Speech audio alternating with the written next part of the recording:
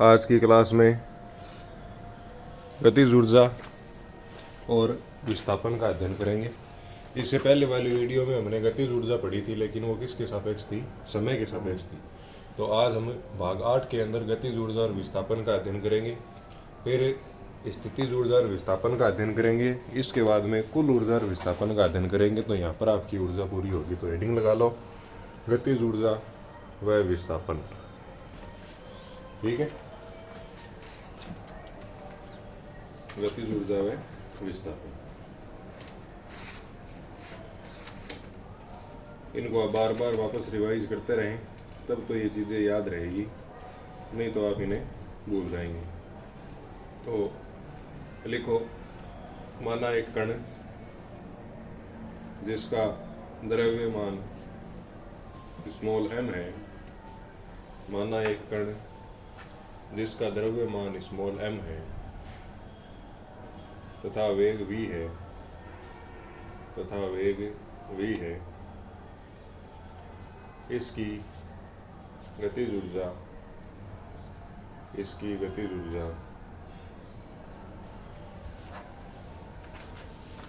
के ई बराबर 1/2mv² होगी।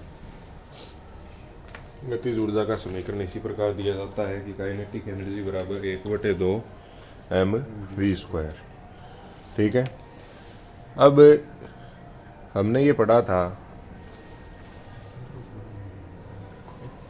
तो इसमें हमने ये पढ़ा था कि जो वेग है, वेग का और विस्थापन का, सही है नहीं, वेग और विस्थापन का जो संबंध है वो किस प्रकार से दिया जाता है। एक बार आप पीछे पन्ने पलटो तुम्हारे, तो हमने एक संबंध निकाला था। उसमें क्या आया था, देखो कि v² बराबर ω² और क्या था, a² - y² था क्या, या y² - a² था, a² - y² का रूट। हेडिंग लगाई थी ना हमने। क्या था, v² बराबर यही होगा। देखो वेग तथा विस्थापन में संबंध है ना, ये तो वो तो एक ही बात है, तो ये कॉमन आएगा, गुणा होगा तो यहाँ पर हो जाएगा। ठीक है, तो वेग और विस्थापन में क्या संबंध होता है कि v² बराबर, ये फिर यहाँ v नहीं आता, ये ऐसे आता है कि v बराबर ओमेगा अंडर रूट में a² - y²। तो ये हमें यहाँ पर काम में लेना है। ठीक है, तो लिखो वेग v व विस्थापन y में संबंध से, ये हमने पहले पढ़ा हुआ है, तो आप वो प्रीवियस वीडियो वो जाकर देखो। हम जानते हैं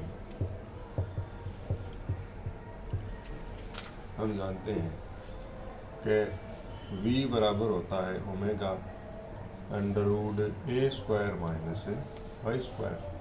तो हमें तो v² का मान चाहिए, तो दोनों तरफ स्क्वायर कर देंगे, तो हमें मिलेगा समीकरण नंबर 2।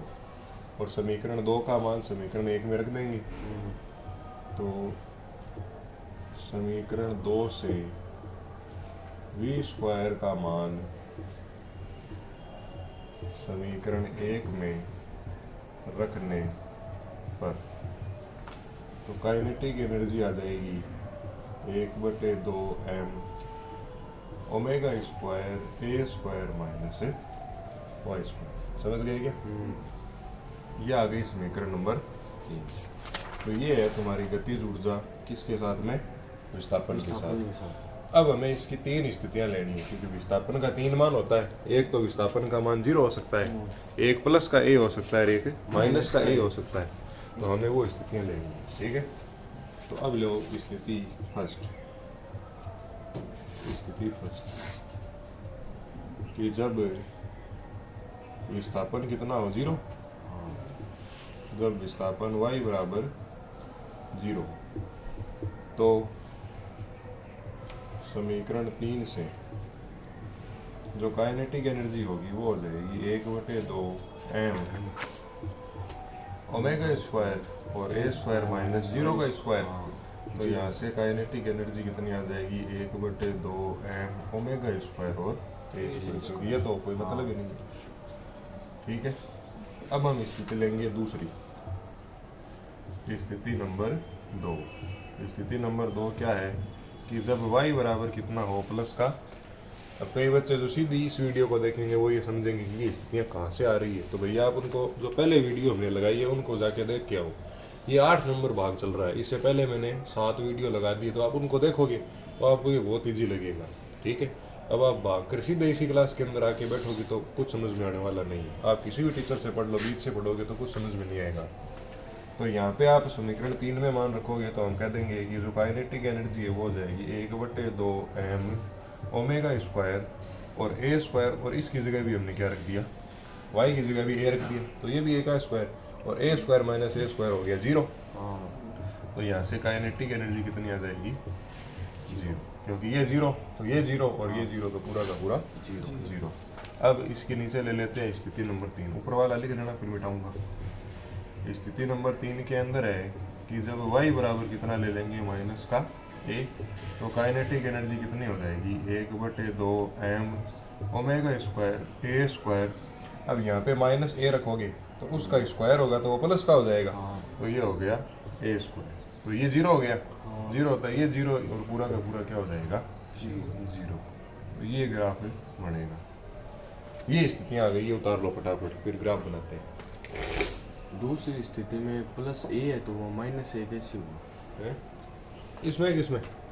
दूसरी में इसमें हाँ प्लस a यहाँ a रखा, ये माइनस का तो सूत्र में ही है, ठीक है।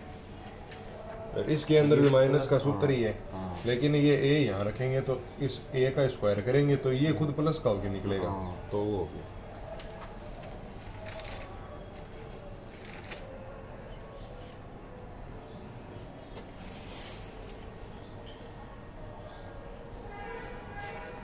अब इसका ग्राफ बना देता हूँ ऊपर में, यहाँ क्यों यहाँ ग्राफ बना देते हैं। पहले सारणी भी तो बनानी है, हाँ तो ऊपर सारणी बना देता हूँ पहले, ये मिटा के यहाँ सारणी बना देते हैं। यहाँ बना देते हैं सारणी और यहाँ बना देंगे ग्राफ। तो सारणी के अंदर आएगा आपका, ऊपर तो y आ गया और नीचे तो y के तो 3 मान। अब y बराबर 0 के ऊपर मान कितना था 1/2 m omega square a square, क्यों 1/2 m omega square a square, और इन दोनों पर कितना कितना था 0 0।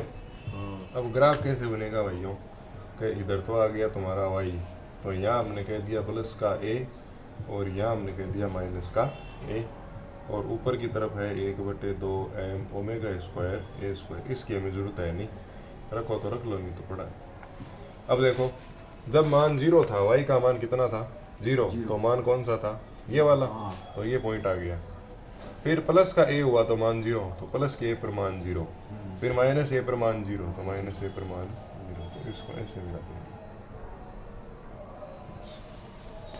समझ गया ये, बना लो ग्राफ में। तो ये आपकी गतिज ऊर्जा का विस्थापन के साथ में हमने डेरिवेशन देख लिया और इसकी समीकरण देख ली, सारणी देख ली और इसका ग्राफ देख लिया। तो आशा करता हूँ ये आपके समझ में आया होगा।